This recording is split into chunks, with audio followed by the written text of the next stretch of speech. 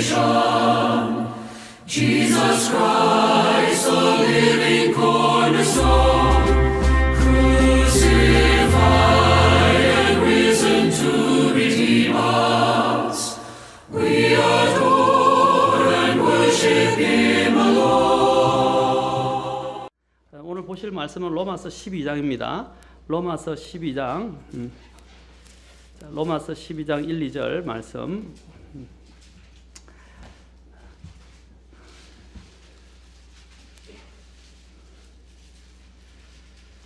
자, 로마서 12장 1, 2절 우리 잘 아는 말씀이지만 또 계속적으로 우리가 말씀을 거의 외우다시피 할 수 있으면 좋겠습니다. 자, 같이 봉독하겠습니다. 시작. 그러므로 형제들아, 내가 하나님의 긍휼을 힘입어 너희에게 간청하노니 너희는 너희 몸을 거룩하고 하나님께서 받으실 만한 살아있는 희생물로 드리라. 그것이 너희의 합당한 섬김이니라. 너희는 이 세상에 동화되지 말고 오직 너희 생각을 새롭게 함으로 변화를 받아 하나님의 그 선하시고 받으실 만하며 완전하신 뜻이 무엇인지 입증하도록 하라. 네, 우리 같이 기도하겠습니다. 하나님, 오늘 귀한 말씀 또 주실 때에 저희들이 마음으로 받게 하시고 또 믿음으로 응답하게 도와주시고 또 이 말씀을 듣는 시간 동안 우리의 생각과 마음을 지키시고 또 주님 앞에 나아가는 시간이 되도록 도와주십시오. 모든 것을 주께 의탁하며 성령님의 도우심을 구하며 예수님의 귀한 전함을 받도록 기도합니다. 아멘. 앉으시겠습니다. 자, 저는 변화된 삶의 헌신은 어디서 오는가? 오늘을 될 수 있으면 마무리를 좀 하고 싶은데, 우리가 이 헌신을 드리는 그 기초는 하나님의 긍휼이고 그 동기는 사랑이며, 그렇죠? 목적은 하나님의 영광을 위해서이고 도구는 우리의 이제 전에 제시가 먼저 몸에 대해서 몸을 드리라 그랬습니다. 몸을 드려야 한다. 죽은 몸이 아니라 살아 있을 때 몸을 드려야 되고, 그 다음에 두 번째로 우리가 하나님 앞에 헌신하는데 가장 큰 방해가 되는 것이 뭐라고 그랬어요? 마음의 생각이라고 그랬습니다. 그래서 변화되지 못한 사람들의 특히 구원받지 못한 사람들의 마음과 마음의 생각이 어떤 것이며, 또 구원받은 사람들, 영적인 사람들은 생각이 어떤 것인지, 또 구원받은 사람도 두 가지 부류가 있어요. 그렇죠? 성경에서 두 가지 부류라는데, 하나는 육신적인 그리스도인, 하나는 영적인 그리스도인인데, 이제 이 부분들을 참 정리를 잘 해준 몇 분들이 계시긴 합니다. 이전에 그 책들도 지금 많이 나와 있는데, 이제 그런 책들 중에서 대표적으로 좀 추천을 한다면 이제 영에 속한 사람, 워치만 리의 영에 속한 사람, 이런 책들을 좀 어느 정도 추천은 하고 싶습니다. 그러나 영에 속한 사람은 초신자들이 읽으면 안 돼요. 그 책은 초신자들이 읽으면 안 되고, 좀 영적으로 깨어있고 더 깊이 있게 주님의 그 깊은 부분을 좀 알고 분별하기를 원하시는 분들은 좋은 책인데, 상, 중, 하로 되어 있어서 굉장히 하나로 묶음된 것도 굉장히 볼륨이 두께가 두껍습니다. 분량이 많아요. 그러나 그 안에는 인간의 영적으로 하나님께 드리는 것이 무엇이며, 혼이 어떻게 하나님 앞에 방해가 되는지, 혼의 문제들, 혼적인 것이 무엇인지, 그 다음에 육신에 속한 육의 역할이 무엇인지, 이런 부분들을 구분해서 영혼, 몸을 구분해서 잘 표현을 하면서, 영에 속한 사람은 어떤 사람이냐, 이제 제목이 Spiritual Man, 영에 속한 사람이라고 번역이 되어 나왔어요. 그 책이 굉장히 여러분에게 특히 하나님 앞에 깊은 뜻을 헤아리고 그걸 분별하기를 원하는 분들에게는 굉장히 좋은 책입니다. 여러분, 우치만니 책을 볼 때 제가 이런 말씀을 공적으로 드리기는 어렵지만, 몇 가지 정상적인 그리스도인 생활이라든지, 뭐 다른 또 자행참 에베소서 강의라든지, 영에 속한 사람 12강줄이 가득히, 뭐 이런 다른 책들, 영적 권위, 이런 책들은 상당히 좋은데, 요한계시록이라든지 또 뭐 여러분 교리적인 어떤 종말과 관련된 이런 부분이라든지 교회론에 관련된 부분들은 좀 주의를 하셔야 됩니다. 그런 것들은 주의를 하시고, 나머지 이 부분, 로마서와 관련된 정상적인 그리스도의 생활은 꼭 읽어야 될 중요한 책 중에 하나고, 좀 더 분별력을 원하는 사람은 영에 속한 사람, 제가 책 소개를 하는 게 아니라 책을 분별 있게 읽을 것들을 이야기하면서, 어떤 분들은 책을 전장에서 좋으면 그 사람과 관련된 책을 다 사서 보는 분들 계세요. 그렇죠? 계신데 분별을 해야 한다는 것입니다. 어떤 때는 분별이 필요한 것인데, 특히 정상적인 그리스도의 생활은 로마서 강해인데, 여러분이 꼭 읽어야 될 필독서이고, 좌행참이라는 책은 에베소서 짧은 아주 소책자인데 핵심 엑기스가 들어있는 굉장히 좋은 책입니다. 꼭 읽어보시기를 권하고, 어쨌든 그게 보면 이제 우리가 이 영적인 사람의 특징을 잘 그려놨습니다. 그 다음에 이제 우리가 영적으로 들 때 몸, 그 다음에 마음의 생각을 드려야 된다고 제가 말씀드렸습니다. 생각에 대해서 조금 더 말씀을 드리고 싶은 것은, 이제 우리가 이 생각과 더불어서 이 생각이, 마음의 생각이 오늘 본문에서 뭐라고 되어 있습니까? 변화를 받아야 된다라고 그랬어요. 리뉴라고 그랬어요. 그렇죠? 완전히 새롭게. 여러분 보통 리뉴라는 단어를 보시면 이제 일반 우리가 생활에서 사용할 때 어떻게 리뉴라고 이야기합니까? 모든 게 다 새롭게 되는 거예요. 여러분이 비자가 만료됐을 때 어떻게 됩니까? 그 있던 비자를 어떻게 해요? 완전히 새로, 그렇죠? 하는 거 갱신해요. 여건이 만료되면 어떻게 해요? 여건은 또 완전히 새로 갱신한다고 그래요. 이 갱신의 뜻인데, 이것을 완전히 새롭게 변화시키는 것입니다. 우리 생각도 우리가 구원받기 거듭나기 전에 이런 생각들 어떻게 새로 이 마음의 생각이 싹 갱신돼야 돼요. 완전히 변화를 받아야 합니다. 리뉴라고 되어 있잖아요. 완전히 새롭게 다시 싹 바뀌어져야 된다는 걸 말하는 것입니다. 이 마음의 생각이 변화 안 되면요, 이것이 여러분이 주님을 섬기는데 계속적 박연을 합니다. 우리의 가장 큰 적 중에 하나가 우리가 사탄, 또 육신, 또 세상, 이런 것들을 세상, 그렇죠? 그 다음에 사탄, 이런 것들을 적으로 생각하지만, 제가 보기에 가장 큰 적이 뭐냐, 마지막에 남는 적이 뭐냐, 우리 이 육신과 관련된 자아라고. 육신. 이 육신이요. 그래서 우리가 예수님이 오실 때 왜 영광스러운 천상에 맞는 옷을 입어야 됩니까? 예수님 같은 몸으로 변화가 되지 않으면요, 이 육신은 여러분의 천상에 합당하지가 않게 돼요. 마지막에 인간이 구속을 받아야 될 부분이 어디입니까? 이 몸이에요, 몸. 이 육신이라고. 이 성경을 뭐라고? 죄의 몸이라고 이야기합니다. 그리고 그걸 다른 말로 할 때는 육신이라고 그래요. 이것이 영광스러운 몸으로 변화될 필요가 있다. 그때까지는 어떻게 해요? 이 육신이 우리에게 마지막까지 우리를 괴롭히는 적이 될 것입니다. 그렇죠? 여러분 천년왕국에 나중에 대해서 배우게 되겠지만, 천년왕국에 들어갈 때는 여기 우리 같은 그리스도인들은 휴거돼서 주님과 같은 영광스러운 몸으로 변하죠. 그런데 천년왕국에 어떤 사람들이 있게 되냐면, 육신을 입고 그대로 구원을 받아서 천년왕국에 들어가는 사람들이 있어요. 그렇죠? 근데 그 사람들은 나중에 어떻게 분류된지 아십니까? 이 육신이, 마귀가 어디에 갇혀요? 끝없는, 바닥 없는 구덩이에, 그렇죠? 우리가 일명 무저갱이라는 곳에 완전히 2000년 동안 갇히게 되죠. 갇히는데도 불구하고, 사탄을 비난할 수 없는데도 불구하고 나중에 어떻게 합니까? 하나님을 대적하는 사람들이 일어납니다. 그 동안에도 마지막에. 그때 일어날 때 뭐가 문제냐면, 사탄이 문제가 아니고 이 인간이 갖고 있는 본질적인 육신이 하나님을 대적하게 된다는 것들을 나타내 보이는 시험 기간이라 이 말입니다. 이해하시겠습니까? 그래서 이 육신이 굉장히 우리에게 가장 우리를 괴롭히는 큰 적 중에 하나입니다. 이 육신이 변화되기 전에 우리가 묶여 있을 때 이것을 우리에게 어디에 영향을 주냐면, 이 생각에, 마음의 생각에 영향을 준다는 말입니다. 이것을 통제하기 위해서 어떻게 해야 됩니까? 우리가 영에 속한 사람이 되어야 돼요. 영에 속한 사람은 어떻게 됩니까? 성령의 통제를 받는 사람입니다. 성령의 통제를 받는 사람은 어떻게 됩니까? 하나님의 말씀에 의해서 이 생각이, 마음의 생각이 자꾸 변화를 받아야 돼요. 마음의 생각이. 그래서 성경을 읽어야, 나중에 나오지만 성경을 읽어야 되고 영적인 생활을 해야 하는 이유가 바로 여기에 있는 것입니다. 자, 이렇게 생각이 변화해야 돼야만이 우리가 이 세상 안에서 이제 이 세상에 끌려다니는 삶을 살잖아요. 우리가 따르지 말아야 할 것이 뭡니까? 나중에는 이 세상에 있는 처음 하늘과 땅 자체도 없어지지만 우리의 육신도 영광스러운 몸으로 변하죠. 그래서 어떻게 하냐면 휴거를 우리가 기다리고 있는 겁니다. 예수님의 재림을 기다리는 이유가 무엇 때문입니까? 이제 이 정말 우리가 한많은 세상뿐 아니라 이 한많은 이 육신 자체가 죄를 짓지 아니하는 예수님과 같은 영광스러운 몸으로 싹 변화된단 말입니다. 그렇죠? 그러면 이제 죄도 생각하지 않아요. 우리가 생각하는 부정적인, 천국에 가면 어떻게 합니까? 어떤 사람은 상을 걱정하는데, 천국도 그렇게 불공평하고 상 잘 받는 사람, 적게 받는 사람이 있는데 그거 불공평하지 않느냐고. 천국에는요 그런 개념이 없어요.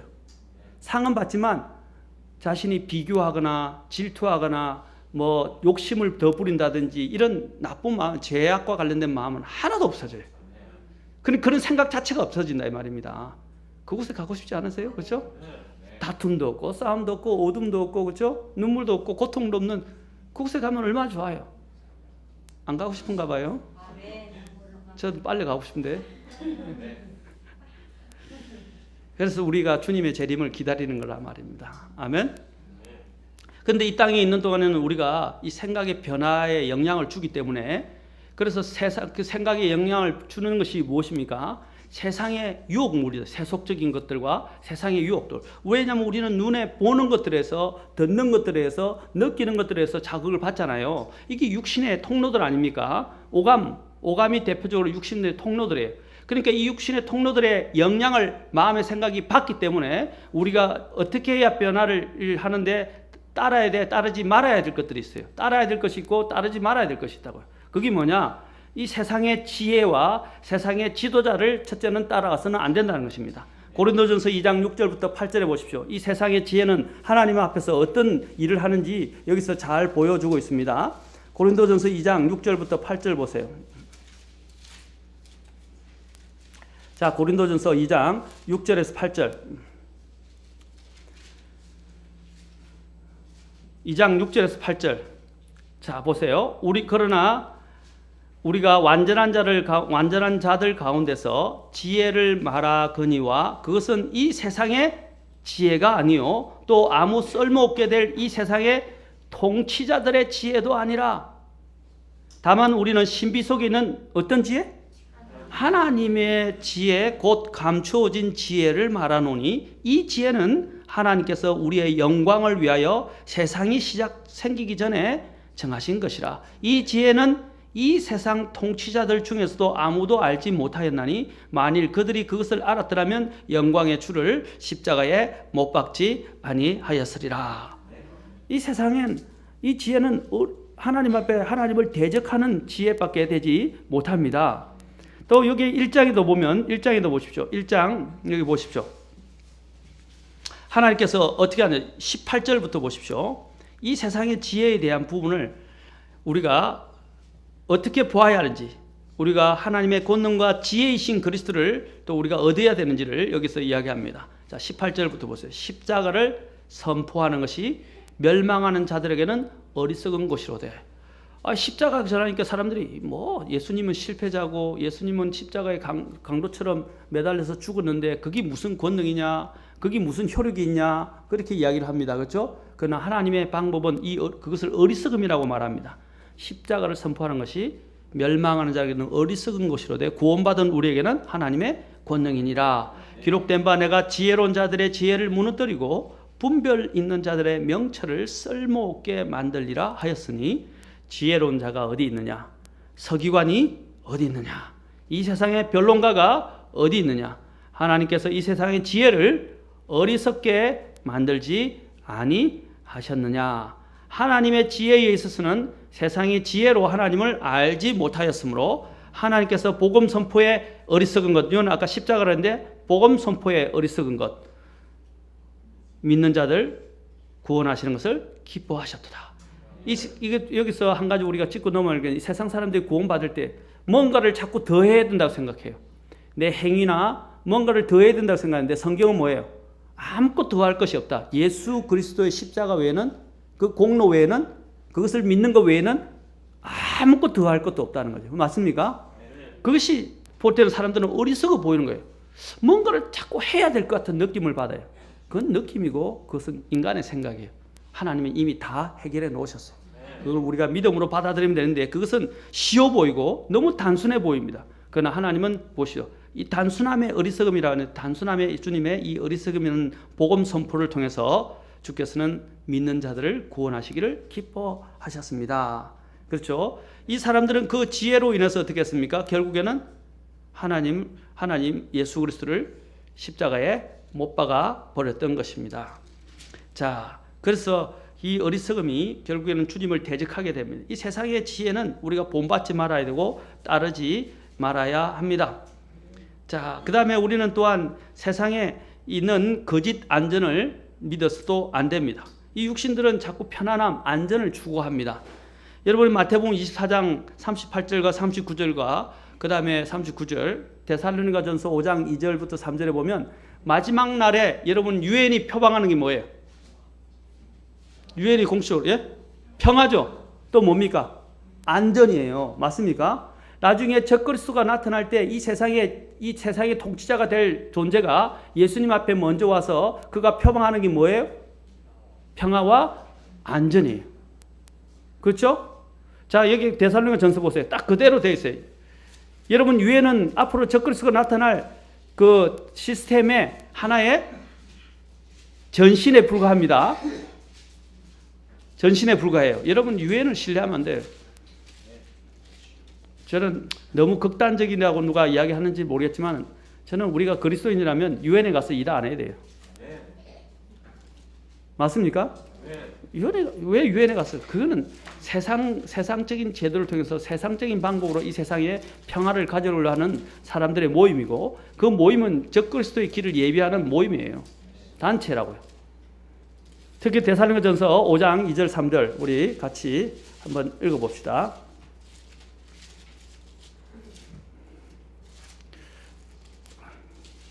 자, 전서 5장 마지막 때에 보십시오. 그들이 뭐라 그랬어요? 평안하다, 안전하다고 하고 말할 그때에 아이 뵌 여자에게 해산의 고통이 임하는 것 같이 갑작스러운 파멸이 그들에게 임하나니 그들이 피하지 못하리라.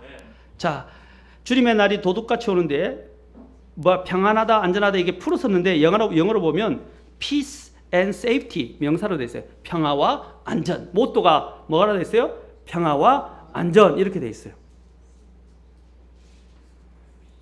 마지막에 적그리스도가 여러분 계시록 6장에 보면 어떻게 나와요? 적그리스도가 활살이 없는 활을 들고 흰말을 타고 나타나요. 그래서 예수님을 가장한 모습으로 딱 와서 평화의 사도처럼 가장에서 나타난 메시아로 나타난다 이 말입니다. 그가 표방하는 게 뭐예요? 화살 없는 활을 가지고 어떻게 해요? 사람들에게 평화를 줄 것처럼, 안전을 가져다 줄 것처럼 하고 나타난다 이 말입니다. 그래서 사람들이 따르게 만들어요. 그러나 그 뒤에 뭐가 따릅니까? 더 많은 기근과 전쟁과 나중에는 사망이 따라오게 된다 이 말이에요. 그렇죠? 맞습니까? 검은색 말, 붉은색 말, 나중에 청황색 말 이렇게 따라오면서 그 뒤에 더 많은 큰 재앙들이 따르게 된단 말이에요. 예수님이 오시면 모든 게 끝나요. 그러나 이 적그리스도가 오게 되면 더 많은 대혼란 속으로 들어가는데 그가 거짓된 주장을 하는데 뭐냐? 안정과 뭐예요? 평화를 주장한다 이 말입니다. 우리가 이 세상에 안정과 평화를 믿으면 안 돼요. 거짓된 평화와 안전 믿지 마세요. 그리고 또한 마태복음 13장 22절에 보면 우리의 마음의 생각이 부의 속임수에 넘어갈 수 있다고 말합니다. 죄의 속임수도 이야기하고요, 부의 속임수도 이야기하고요, 우리 마음의 속임수에 대해서도 이야기합니다. 그렇죠? 성경에서 특히 부의 속임수, 이 부, 제가 전에 말씀드렸죠. 부를 믿지 말라 이 말이에요. 부는 정말로 인간을 가장 타락하게 만드는 그 근본 중에 하나인데 그 뒤에 마귀가 있다 이 말입니다. 부를 쫓지 말고, 부를 너무 추구하지 말고, 심지어는 돈을 사랑하지 말라고 그랬어요. 그렇죠? 돈을 사랑하는 것이 모든 악의 뿌리라고 그랬어요. 예, 물론 돈은 필요해요. 돈 없이 살 수는 없어요. 지금은. 그러나 돈을 믿지 마세요. 여러분이 건강을 한번 잃어보십시오. 돈 있던 거 다 날아갑니다. 우리는 부의 속임수를, 이 세상의 부의 속임수를 따라가지 말아야 합니다. 우리가 변화를 받으려면 또한 세상의 쾌락을 쫓지 말아야 합니다. 우리가 또한 변화를 받으려면 세상과 친구가 되어서도 안 됩니다. 우리가 잘 아는 야고보서 4장에서는 너희 가늠하는 남자들과 여자들아 라고 외칩니다. 세상과 친구가 되는 것이 뭐라고 했어요? 하나님과 원수가 된다고 그랬어요. 개역 성경은 가늠하는 남자들아는 빼버렸어요. 여자들에 대해서만 가늠한 걸 했는데 제가 살펴보면 저는 그냥 하는 소리가 아니에요. 저는 성경을 많이 연구했기 때문에 그 단어 하나도 연구를 많이 했기 때문에 여러분이 압니다. 성경은 남자 여자 관계없이 가늠하는 것은 다 똑같아요. 맞습니까? 이 개역 성경 변개된 성경은 남자들에게 좀 유리하게 돼 있어요. 자, 어쨌든 우리가 항상 기억할 때 세상과 친구가 된 것은 영적 간음이라고 성경은 말합니다. 영적 간음. 왜 간음하는 남자들과 여자들을 세상과 친구 되지 말라고 그러는데 오늘 보면 너무 세상 일에 매여 살고 세상을 위해서 살고 세상에 그냥 하루 왼종일, 특히 세상의 일벌들도 마찬가지예요. 우리가 더 사실 지켜야 될 게 뭐예요? 가정이잖아요. 맞습니까? 우리가 더 지켜야 될 게 우리의 믿음이며 우리가 지켜야 할 것이 우리의 교회예요. 그런데 세상에 너무 돈 드는 데 가서 새벽부터 밤늦게까지 교회에 붙어가지고요. 교회에 죄송합니다. 직장에 붙어가지고요. 직장에서 붙어서 정말 자신들의 믿음과 하늘을 위한 준비나 하늘의 이 사역에 그렇죠? 참여하지 못한다 이 말입니다. 그 얼마나 불행한 인생들이에요. 그것들은 다 없어지고 하나님이 뭐라고 부른다고요? 세상과 친구되면 간음한다고 그랬어요. 그리고 하나님과 원수가 된다고 말한다 이 말입니다. 그런데 우리가 이 생각을 못 버려요. 우리가 세상에서 분명히 구원받았는데도 불구하고 왜 자꾸 세상을 위해서 살려고 그러고 세상의 유행을 따라가려고 하냐면 세상의 유행을 따라가지 마세요. 세상의 유행을 킹제임스 성경에도 나옵니다. 그걸 외형이라는 말로 나오는데 유행의 패션의 패션. 이 세상의 모양, 유행이나 외형을 따라가면 안 돼요. 그것들은 왜냐? 다 사라져 버릴 거예요. 유행은 사라지잖아요. 특히 요즘 뭐 이전에 젊은이들 보면 옷차림부터 시작해서 안경, 신발, 모든 거 액세서리까지 다 어떻게 해요? 첨단을 다 걸어가요. 맞습니까? 필요가 해서 우리가 쓰는 것이지 그것들이 어떤 사람들은 심지어는 제가 봤는데 휴대폰 다이어리도 4만 원, 5만 원에서 몇십만 원짜리도 있더라고요. 휴대폰 다이어리 이렇게 덮는 거 있잖아요. 그렇죠? 뭐라 그럽니까 그걸?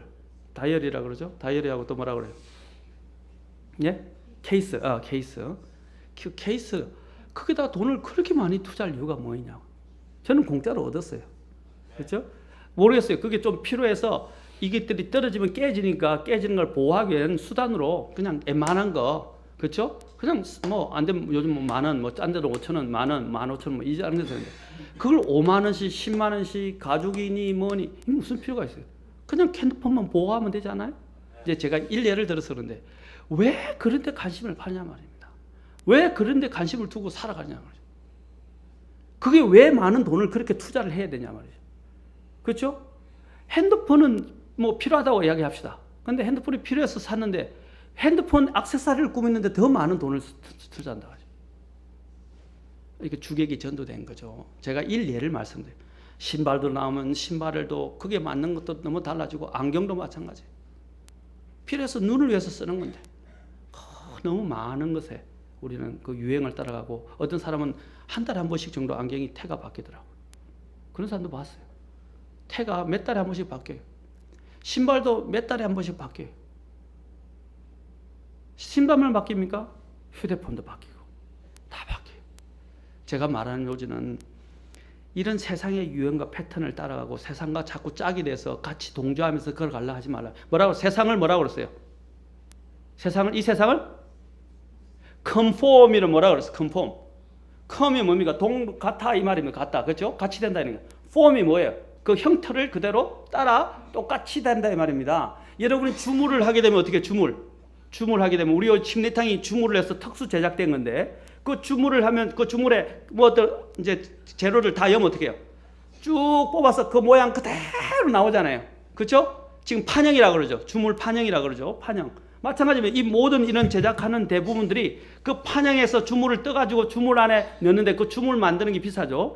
어쨌든 그 주물을 넣어서 주물대로 모든 게 찍어져 나온다 이 말입니다. 마찬가지로 우리가 이 세상의 이 형태의 틀에 내 자신을 자꾸 맞춰서 거기에 맞춰가지 말라 이 말입니다. 근데 우리 사람들이 지금 보면 이 유행이 그런 것인데 그 유행을 따라가는 거예요. 옷차림 또한 마찬가지. 세상이 주는 건 옷차림. 그런데 따라가지 말라는 거예요. 아름답게 하는 것은 사실 미는 나쁜 건 아니지만 값비싸게 치장하고 너무 지나치게 그런 것들을 추구하고 성경이 말하지 않는 방식으로 옷을 입고 그렇게 해서는 안 된다 이 말입니다. 그게 세상과 다 친구가 되는 거예요. 그런데 우리는 요즘 사람들은 그런 개념이 없어졌어요. 오늘 교회에서도 가르치지 않아요. 오늘 교회에서 술에 대해서 가르치지 않고 담배에 대해서 가르치지 않고 또 심지어는 이런 여러 가지 춤추는 장소에 가서 춤추는 거 방해하지 않고 또한 죄악이 들어오는 TV에 케이블 TV에 대해서도 이야기하지 않고 오늘 보십시오. 또 옷차림에 대해서도 이야기하지 않아요. 그러나 성경은 이야기하고 있단 말입니다. 성경은. 제가 왜 그러냐면 이런 것들에 자꾸 우리 마음을 두면 어떻게 마음의 생각이 영향을 받아서 자꾸 안 하면 안 되는 것처럼 우리 특히 10대들의 가장 어려운 점이 뭐예요? 이걸 피어 프레셔라고 이야기하는데 피어 프레셔이 뭐냐면 또래 집단에 의해서 자꾸 압력을 받는 거예요. 그 친구들을 자꾸 친구들을 우리 딸들도 마찬가지지만 친구들 만나니까 친구들이 자꾸 이 세상의 것들을 또 쫓아가니까 그걸 자기도 해야 되는 거예요. 안 하면 어떻게 해요? 네, 왕따를 당하든지 따돌림을 당한다든지 자꾸 어렵게 되고 교제하는데 어려워요. 자꾸 그런 데 어울리는 게 된다는 거예요. 여러분도 마찬가지예요. 세상 친구가 자꾸 짝을 하고 만나게 되면 어떻게 해요? 자꾸 그런 것들이 휩쓸려 가게 된단 말이에요. 제가 동호회를 한다든지 뭐 취미생활 하는 것 자체가 나쁘다고 하는데 그게 빨려 들어가면 안 된단 말입니다. 그것은 내가 배우는 목적이 뭐예요? 제가 왜 클라리넷 동호회에 들어갔습니까? 클라리넷 동호회 같이 활동 안 해요. 저는 거기서 악보구하고 하는 주법들을 배우고, 그렇죠? 또 좋은 악기 좀 괜찮은 좀 교환하고 하는 정도만 해서 제가 하는 목적은 뭐예요? 찬양을 부르기 위해서예요. 맞습니까? 그리고 물론 정서 함량도 있지만은 그 정서 함량을 위해서 그렇다고 제가 뭐 죄송하지만 뽕짝을 부르겠어요? 그렇진 않잖아요. 그런 세상에 부응하는 일들을 해서는 안 되는 말이에요. 우리의 목적이 뭐예요? 내 정서 함량도 있고 물론 인격 함량도 있고 그런 건 필요해요. 하지만 우리의 주된 또 목적은 내가 더 정서 함량 안에서 하나님 앞에 더 거룩히 쓰임 받을 수 있는 도구가 되기 위해서입니다. 맞습니까? 그게 몸을 드리는 거 아까도 관련이 있다고요. 그 세상과 짝을 하지 마세요. 세상과 친구가 되려고 하지 마세요. 세상에 있는 모양을 본따라서 쫓아가려고 하지 마세요. 우리는 이 세상의 것들을 다 즐길 수 없다 이 말입니다. 맞습니까? 그래서 요한일서 2장 15절에서는 세상과 세상에 있는 것들을 사랑하지 말라 그랬어요. 사랑하지 말라. 그렇죠? 특히 젊은이들 컴퓨터, 휴대폰, SNS, 페이스북 이런 거 조심하세요. 제가 나중에 이야기하면 페이스북, 구글 이 모든 것들이 다 적그리스도가 사용하는 낮이 도구예요. 여러분의 모든 정보가 다 그게 다 기록돼요. 어떤 활동을 하고 누구를 만났는지 무엇을 봤는지 다 기록돼요. 전부. 여러분을 모르는 사이에 여러분의 데이터가 다 축적된다 이 말입니다. 세상을 사랑하지 마십시오. 그리고 정욕을 따라가지 마십시오. 그리고 에베소서 2장 2절은 뭡니까? 너희가 이전에는 불순종의 아들들 위에 역사하는 영을 따라서 이 세상에 뭡니까? 이 세상에 코스라고 되어 있어요. 이 세상의 풍조나 이 세상의 경로를 따라 움직였다 이 말입니다. 그 경로가 그 가는 길을 따라갔다 이 말입니다. 그렇죠? 그러나 사도 바울은 뭐랬어요? 하나님이 주신 나의 경주로를 나는 달려간다 그랬어요. 맞습니까? 우리는 이 세상이 주는 이 세상에 만들어 놓은 그 패턴의 그 경로를 따라가는 사람들이 아니라 이 말입니다. 에베소서 2장에서는 우리가 구원받기 전에는 그렇게 살았지만 구원받은 이후에는 그렇게 살면 안 된다. 이런 것들을 왜 제가 말씀드리냐면 아까도 결론적으로는 이것들이 우리의 마음의 생각의 변화에 많은 장애물이 된다 이 말입니다. 생각이 영향을 받는다 이 말입니다. 출애굽기 또 23장 2절은 세상의 무리에 영향을 받게 됩니다. 이것들이 우리가 따르지 말아야 할 부분들을 우리에게 보여주는 것입니다.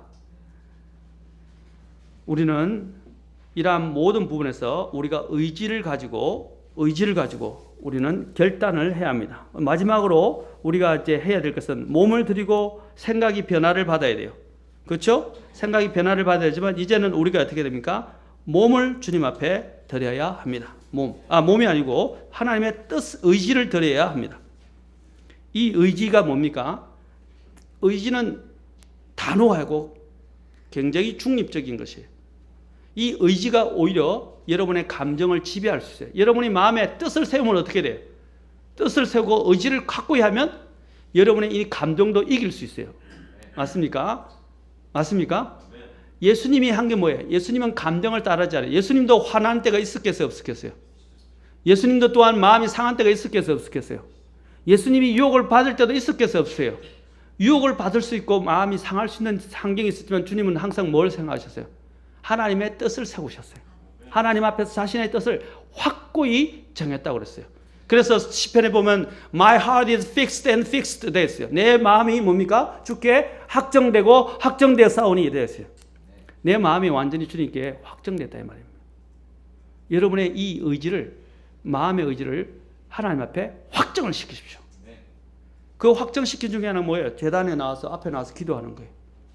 그 기도하는 것이 그냥 사람들 보라 그래서 목사님 때문에 나오는 게 아니고요. 여러분들과 하나님 사이에서 내가 마음을 오늘 들었던 말씀을 가지고 살겠습니다. 하나님 앞에 가겠습니다. 하나님 도와주십시오. 뜻을 주님 앞에 딱 굳게 세우겠습니다 하는 그런 결단의 의지가 바로 여기 제단에 나와서 기도하는 거예요. 초청할 때. 그걸 부끄러워하지 마세요. 성령님께서 내 마음에 감동을 주시고 내가 그래야 되겠다는 마음에 찔림이 오면 나오세요. 나와서 기도하시란 말입니다. 이 뜻을 세우는 문제는 대단히 중요합니다. 이 뜻이 하나님 앞에 정해졌을 때 어떻게 됩니까? 하나님의 뜻을 발견하게 됩니다. 아멘.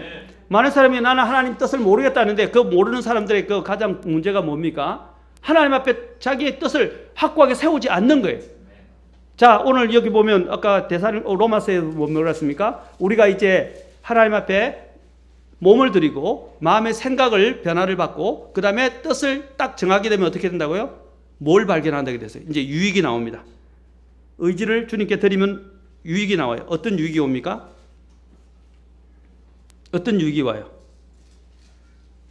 하나님의 선하시고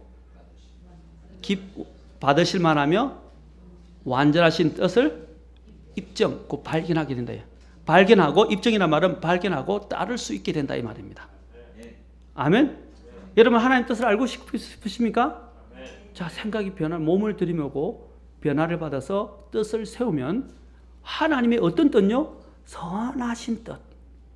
더 나아가서 어떤 뜻요? 하나님이 받으시는 뜻. 더 나아가서 하나님이 완전한 뜻을 안다고 그랬어요. 이게 영적 성숙 단계예요. 처음에는 선하신 것을 알아요.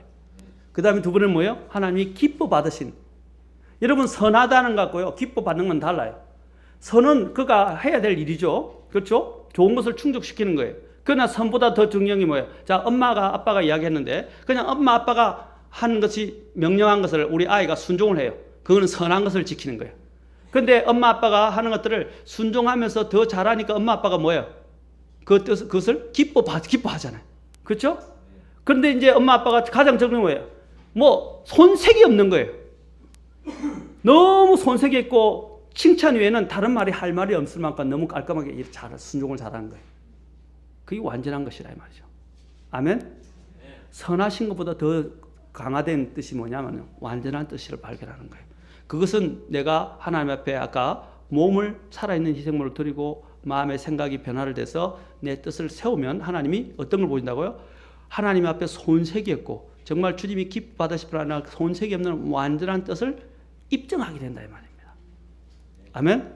그래서 요한복음 7장 17절만 오늘 읽고 마치겠습니다. 자, 정리하고 다음 시간에 계속하겠습니다. 요한복음 7장 17절. 제가 수요일은 많이 안 하려고 그래요. 핵심만 좀 여러분들에게 말씀드리려고 합니다. 7장 17절에 보면 아까 뜻을 정하는 문제와 관련해서 제가 말씀드렸어요. 여러분, 저와 여러분이 하나님의 뜻을 발견하려면 어떻게 됩니까? 제가 가장 많이 인용하는 말 중에 하나입니다. 요한복음 7장 17절. 자, 예수님이 직접 말씀하셨는데 같이 읽겠습니다. 시작. 어떤 사람이 그분의 뜻을 행하려 하면 그 교리가 하나님에게서 왔는지 혹은 내가 스스로 말하는지 알리라. 자, 어떤 사람이 뭐라고 그랬어요? 그분의 뜻을 행하려 하면 이 뭐냐면 will이에요. will. Whosoever will. 자, any man will do his will 이라고 됐어요. 자, 어떤 사람들인지 누구든지 간에 will은 세 가지가 다 들어있어요. 의지도 들어있고요, 뜻도 들어있고 마음의 소원도 다 들어있어요. 그렇죠? 이 어떤 사람이 이 소원을 두고 그 뜻을 행하고자 하는 강한 의지를, 어떤 의지? 하나님의 뜻을 행하고자 하는 의지, 뜻을 세우는 거예요.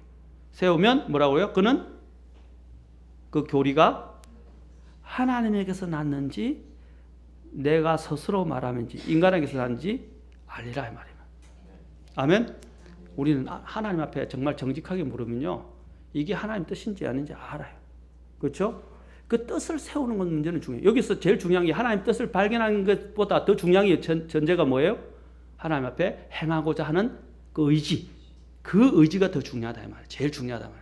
여러분 정말 하나님의 뜻을 행하고자 하는 마음이 있어요, 없어요? 자, 내 마음이 그냥 할까 말까 하는 그런 마음의 그 뜻을 가지고 있으면 할 수 있을까요, 없을까요? 대개는 실패해요.